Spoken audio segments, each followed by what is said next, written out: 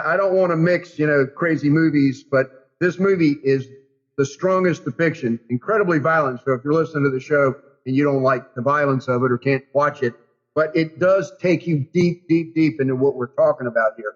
Well, Steve, that plot is not two things. That plot, number one, is not totally fiction. And number two is it doesn't have to end in Mexico. I'll give you an example. There was a woman who was kidnapped off the street in Virginia Beach at the beginning of this year. It was last year. And 9 months later, they found her in Florida in a being human trafficked in a sex ring in Florida. Like, it's not some crazy, it's like taken to Mexico. The person was taken to Florida. And these traffickers become so adept at using shame, isolation, drugs, all of these things to keep these people trapped. It's the movie that you saw. Some people say, "Oh, Rambo, that's a flight of fancy." It's that storyline is true, like it happens, and and then that woman, depending upon if she's arrested, because they arrest everybody in that situation, so that they can get leverage over kind of the people that run it, and they put pressure on people in the lower ends of the spectrum of the enterprise, so they can, put pressure on the people at the top and find those people at the top. That the people at the bottom of those situations, they deserve to have relief. And, that's what we're working so hard on. And I hope that Virginia takes the right step in January and February and votes my, the law that we're working on the law that we're working on votes it into the books. I want to speak to that now, and I was going to say we'll talk about it in a little while, but in an article in the Virginian Pilot in Norfolk, Virginia, a couple of days ago about the sex trafficking, and now there's a county, Henrico County is doing more to enforce it than most, which is highly unusual. I just want to read the last paragraph because what I want to tell the audience that's listening about what we're doing right now on this show is that Wade is an advocate. Wade is a person that was touched by things that he saw. We've already covered how he was touched by the criminals that need a second chance. It was all about a second chance that they're not getting, and this expungement process that he was doing, that was documented already. But there's not that many advocates out there that have the passion and the emotion. I always do scripture on the show, but I just have a very simple one today. And what that is this. I want to quote Matthew 5:16, and I want to just say this to you, Wade. In the same way, let your light shine before others, that they may see your good deeds and glorify your Father in heaven. Wade, God bless you for the work that you're doing, because you saw the need and you stepped up. And that's really what this show is about in all of my 149 episodes of Right Thinking. It's about stepping up and taking action because there's problems out there. Now, in the last paragraph of this article, but advocates say more needs to be done. The Commonwealth does not have a trafficking specific law that expunges the record of victims arrested for crimes while they were being trafficked. Advocates say those records prevent survivors from getting jobs and housing. In 2010, New York became the first state to allow them to clear certain charges from their criminal record. Virginia is one of 6 that does not have such legislation. Well, soon Virginia won't be one of 6. They will have legislation, and it's because of the efforts and the work that you do, Wade. There's other people involved too, but you are a leader in this. And so you did it in California, and now you're trying to do it in Virginia. Thank you. Hey, let's talk about something then. You mentioned the opioid crisis that's going on. The problem with the population that is forced into human trafficking, it's so complex. And part of it, though, is drug addictions are right in the center of it. If a person's not addicted before they're put into human trafficking, they're very likely will be addicted, and they have to break that addiction.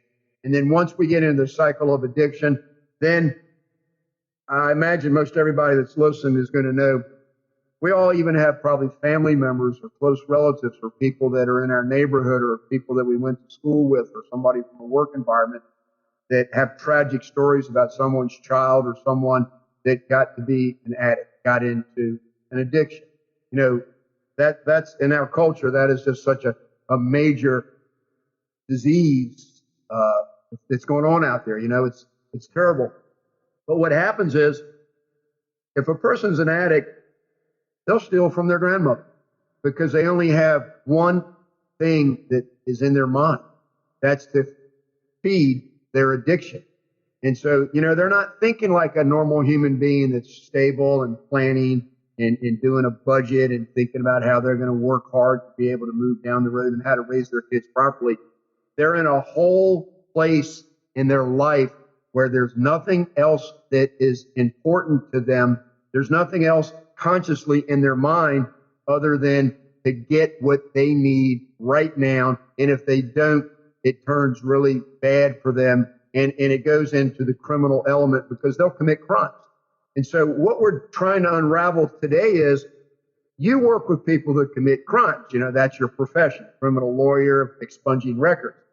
But I want to come back to what we're trying to talk about. We're not talking about someone who committed a crime that needs to be, some may be punished or rehabilitated or whatever the right approach is. We're talking about someone that is a person that had no intention of committing a crime. They were forced into a situation. They were perhaps turned into an addict, and they did all these acts that were the most humiliating, debasing things that a person could ever be forced into. And then they were unable to focus anymore on what life is supposed to look like. That's the core of the problem, is that the people that we're dealing with are at that level.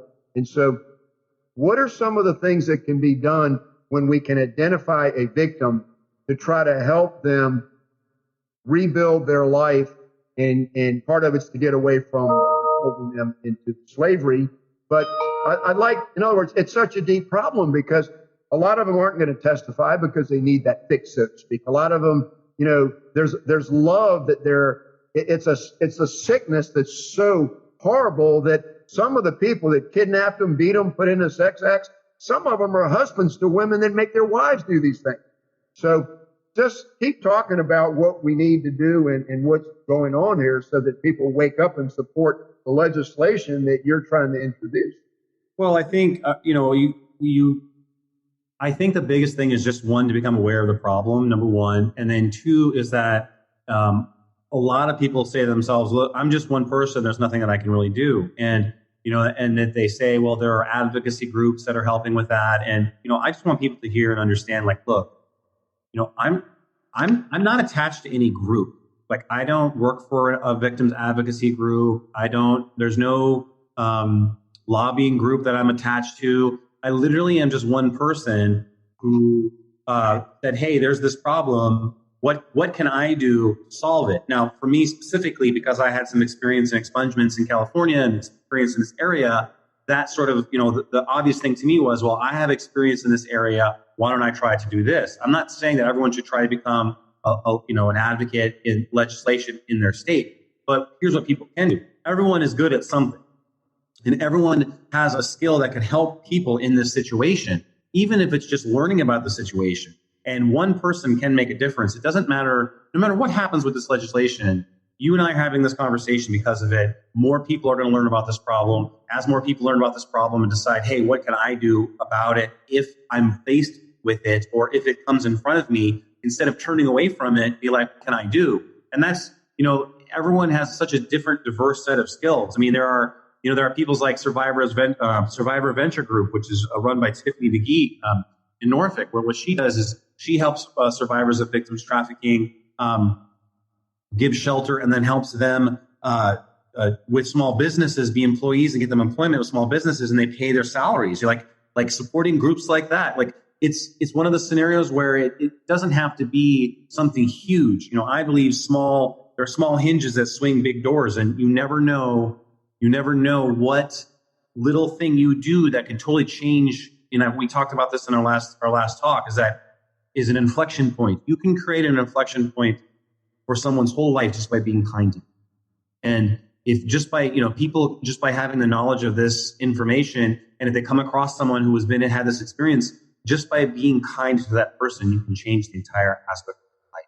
It doesn't have to be some giant grand gesture act to try to fix everything at once. But that's all I can say is it is such a complex problem that I can't provide you any solutions other than that one. Is like, if you're a person and you come across something and you see that you can help in some small way, then just help in some small way. And the accumulation of enough people doing that will fix the problem. And that's the only wisdom I can, that I can think of on that. And it's not my wisdom. It's just how the world seems to work.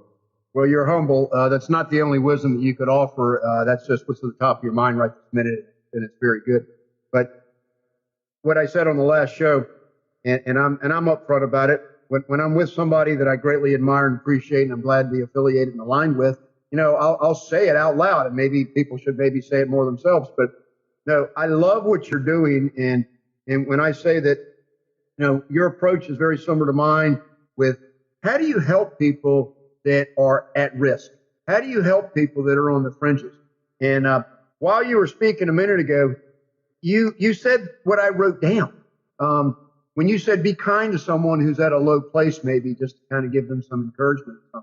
We all know people that are basically depressed, low self-esteem, have a mentality that it's never going to get better. They don't care much anymore. They start thinking only about themselves, and they dull the pain with alcohol, drugs, whatever. I mean, that's kind of like it's an ugly theme, isn't it? But there's real life going on out there, and a lot of people, and I do not fault anyone. You said it exactly right.